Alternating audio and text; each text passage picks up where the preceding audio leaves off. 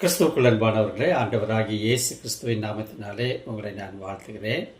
நாம் இன்றைய 2 நாட்களில் உபவாசத்தை குறித்து நாம் தியானித்து கொண்டு வருகிறோம்.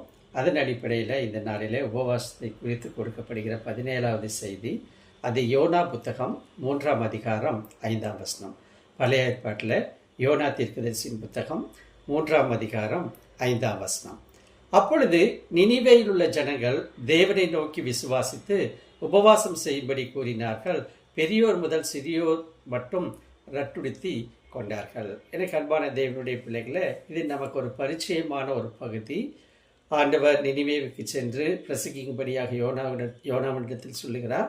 அந்த நாளிலே நடைபெற்ற சம்பவத்தை குறித்து தான் இந்த நாளில் நாம் தியானிக்க இருக்கிறோம். இந்த சம்பவத்தின் விளைவை நாம் அறிந்திருக்கிறோம். நினிவே மக்கள் தேவனை நம்புகிறார்கள், உபவாசிக்கிறார்கள். ரட்டு உடுத்தி என்கிற வசனம் மிக மிக ஒரு முக்கியமான ஒரு காரியமாக காணப்படுகிறது. ஏனெனில் ஒரு புறஜாதி தேசத்தின் அரிய மகத்தான மனம் திரும்புதல், கடவுளுடைய செய்தி அந்நிய கலாச்சாரங்களுக்குள் ஊடுருவி செல்லும் சக்தியை இது எடுத்து காட்டுகிறது. இஸ்ரவேலிலிருந்து உலகளாவிய ரட்சிப்பின் மீது கவனத்தை திருப்புகிறது. அவர்களின் உடனடி பணிவான மற்றும் முழுமையான பதில் நமக்கு இஸ்ரவேலின் பெரும்பாலும் பிடிவாதமான கீழ்ப்படியாமைக்கு நேர்மாறாக நினிவே மக்களுடைய செயல் இருந்தது என்பதை படப்பிடித்து காட்டுகிறதை நாம் பார்க்க முடியும். எனக்கு அன்பானவர்களை, இந்த வசனத்தை தியானிப்பதற்கு முன்பதாக நினிவே பட்டணத்தை குறித்த சில வரலாற்று குறிப்புகளை நாம் தெரிந்து கொள்வோம் என்று சொன்னால், இந்த வசனம் மற்றும் இந்த உபவாசம் எப்படி ஒரு பொருளுடையதாக அந்த நாட்களில் காணப்பட்டது என்பதை நாம் எளிதாக புரிந்து கொள்ள முடியும். நினிவே பட்டணத்தின் அமைப்பு என்று பார்க்கிற பொழுது, நினிவே அசீரிய பட்டணத்தின் தலைநகரமாகும். நினிவே அந்நாட்களில் கொள்ளையின் பட்டணம் என்று அழைக்கப்பட்டது. அண்டை நாடுகளை பிடித்து அவர்களுடைய ஐஸ்வர்யங்கள்லாம் கொள்ளையடித்ததை பார்க்க முடியும். இந்த நினிவே பட்டணம் டைக்ரீஸ் நதிக்கு அண்மையில் அமைந்த பட்டணமாகும். பாபிலோனுக்கு 280 மைல்கள் வடக்கே அமர்ந்திருந்தது. இந்த பட்டணத்தை பொறுத்தளவுக்கு மிக முக்கியமான சிறப்பம்சங்கள் என்று பார்க்கிற பொழுது, 200 அடி உயரமுள்ள 1500 கோபுரங்கள் இருந்தது. 30 தங்க கதவுகள் இருந்தது. 300 வெண்கல கதவுகளும் காணப்பட்டது. நினிவேயை சுற்றிலும் 100 அடி உயரமுள்ள மதில் எழுப்பப்பட்டிருந்தது. அதாவது அந்த மதிலின் மேல் ஒரே நேரத்தில் 3 ரதங்கள் ஒன்று பக்கமாக ஒன்று ஓடக்கூடிய அளவுக்கு அகலமாய் இருந்தது. இந்த நினிவே பட்டணத்தின் நீளம் 20 மைல், அகலம் 12 மைல். இந்த நினிவே பட்டணம் நிம்ரோத் என்ற மன்னனால் கட்டப்பட்டது. நினிவேயின் அக்கிரமமும் பாவமும் என்று பார்க்கிற பொழுது, யோனா மட்டுமல்ல, நாகூம் மற்றும் செப்பனியாவும் தீர்க்க தரிசனம் உரைத்தனர் என்று நாம் பார்க்கிறோம்.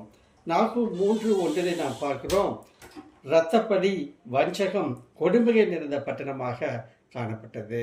நாகூம் 1:14 நாம் பார்க்கிறோம், விக்கிரங்கள் நிறைந்த பட்டணம், அதாவது அஞ்ஞானம் நிறைந்த பட்டணமாக காணப்பட்டது. குறிப்பாக சொல்ல வேண்டும் என்று சொன்னால், செப்பனியா 2:15 படி, நான் தான் எல்லாம் என்று சொல்லுகிற அளவிற்கு அகந்தை நிறைந்த ஒரு மிகப்பெரிய மகா பெரிய பட்டணமாக காணப்பட்டது. இந்த பட்டணத்தில் தான் யோனா போல் தன்னுடைய தீர்க்க தரிசனத்தை அறிவிக்கிறதை பார்க்கிறோம். எனக்கு அன்பான தேவனுடைய பிள்ளைகளை, இந்த வரலாற்று மற்றும் இறையியல் நிகழ்வின் அடிப்படையில் நாம் 4 முக்கிய கூறுகளை நாம் அறிந்து கொள்கிறோம். முதலாவதாக, ஒரு முழுமையான மனம் திரும்புதல்.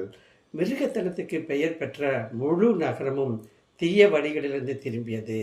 எந்த சமூகமும் தெய்வீக அன்பை அடைய முடியும் என்பதை இந்த சம்பவம் நமக்கு நிரூபித்து காட்டுகிறது.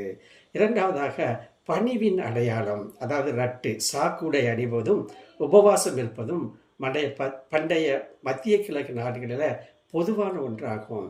ஆனாலும் இது நினிவே மக்களின் ஆழ்ந்த துக்கம் மற்றும் உண்மையான மனம் திரும்புதலை குறிக்கிறது. மூன்றாவதாக, செய்தியை உறுதிப்படுத்துதல். ஒரு அயல் நாட்டு தீர்க்கதரிசியின் செய்தியால் தூண்டப்பட்ட கடவுள் மீதான நினிவே மக்களின் நம்பிக்கை யெகோவின் அதிகாரத்தை ஆழமாகவும் உடனடியாகவும் அங்கீகரிப்பதை காட்டியது. நான்காவதாக, புதிய ஏற்பாட்டு முன்னோடி. இயேசு கிறிஸ்து பின்னர் இந்த நிகழ்வை புதிய ஏற்பாட்டில் குறிப்பிட்டார்.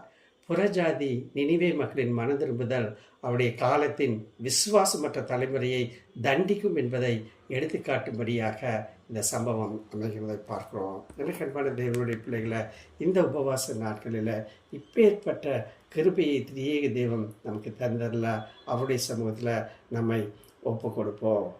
ஆமென்.